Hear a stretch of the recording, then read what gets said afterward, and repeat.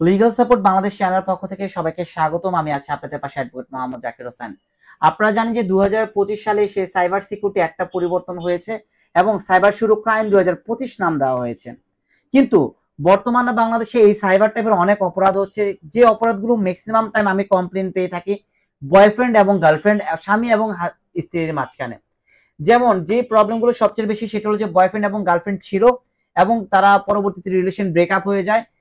এই গার্লফ্রেন্ডের অন্য জায়গায় বিয়ে হয়ে যায়, পরবর্তীতে বয়ফ্রেন্ড তাকে বিভিন্নভাবে ভয়ভীতি দেখায়, আমার সাথে সম্পর্ক ঠিক রাখতে হবে, যোগাযোগ ঠিক রাখতে হবে, আনলেস তোমার পার্সোনাল যে ভিডিওগুলো ছিল, যে ফুটেজগুলো ছিল, যে ছবিগুলো ছিল যখন আমরা রিলেশন করছিলাম, এই ছবিগুলো বিভিন্ন জায়গায় আমরা ছড়িয়ে দেব।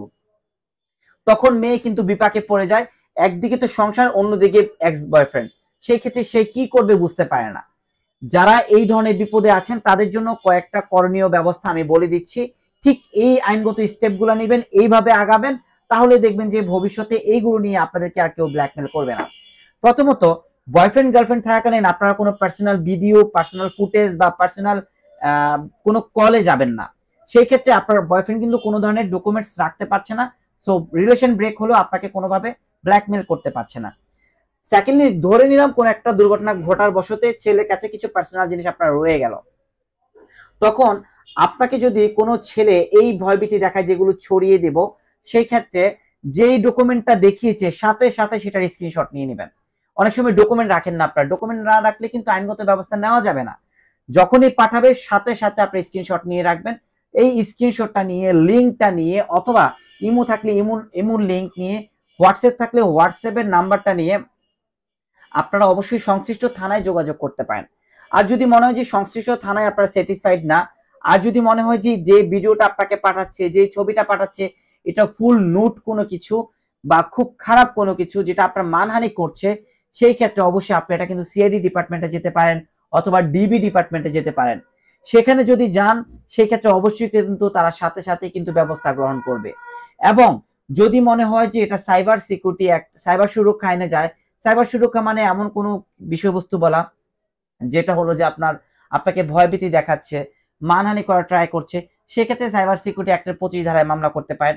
আর যদি মনে হয় যে না, যে ভিডিও বা যেই ছবিটা দিয়ে যৌনতাকে প্রেফার করা হচ্ছে, যৌনতাটাকে আপনার বাড়িয়ে দেওয়া হচ্ছে, বা এটা দিয়ে অশ্লীল কোনো কিছু করা হচ্ছে যেটা খুবই খারাপ সমাজে, যেটা নগণ্য এবং যেটাকে যৌনতা হিসেবেই ট্রিট করা হয় সমাজে, এই টাইপের কোনো কিছু যদি হয়, আপনার পর্নোগ্রাফি আইনে মামলা করতে পারেন। যখন এই মামলাগুলো করবেন, তখন কিন্তু যেই ব্যক্তি এই ব্ল্যাকমেল করছে সেই ব্যক্তিকে কিন্তু যদি থানায় মামলা হয়, সাথে সাথে তাকে অ্যারেস্ট করা হবে। আর যদি থানায় মামলা না হয়, আপনারা যদি কোর্টে মামলা করেন, তখন তদন্ত দিবে, ফরেন্সিক হবে, দেন ওয়ারেন্ট হবে এবং তখন সে গ্রেফতার হয়ে যাবে। সো যারা এই ধরনের অপরাধ করছেন, যে সকল ছেলেরা এই ধরনের অপরাধ করছেন, বলবো যে নিজের জীবনকে ঠিক রাখুন।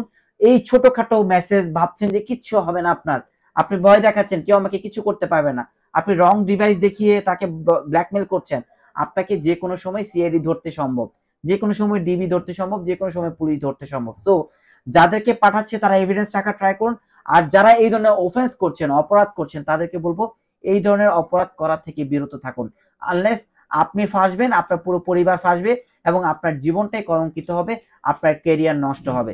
সো যারা এই ধরনের অপরাধ করছেন, এই কাজগুলো থেকে বিরত থাকুন। এবং যারা ব্ল্যাকমেলের শিকার হচ্ছেন, সাথে সাথে আইনগত ব্যবস্থা নেওয়ার ট্রাই করুন, অথবা সাথে সাথে আপনাদের বিশ্বস্ত কোনো আইনজীবীর সাথে যোগাযোগ করার ট্রাই করুন। অবশ্যই সেই অনুপাতিক চলাফেরা করুন, তাহলে দেখবেন যে আপনাদের ভবিষ্যতে এই সাইবার সুরক্ষা অথবা পর্নোগ্রাফি নিয়ে আপনাদের কোনো জটিলতা হবে না। এরপরে যদি এই বিষয়গুলো নিয়ে কোনো কিছু জানার থাকে, বোঝা থাকে, অবশ্যই আপনারা আমাদেরকে ইনফর্ম করতে পারেন।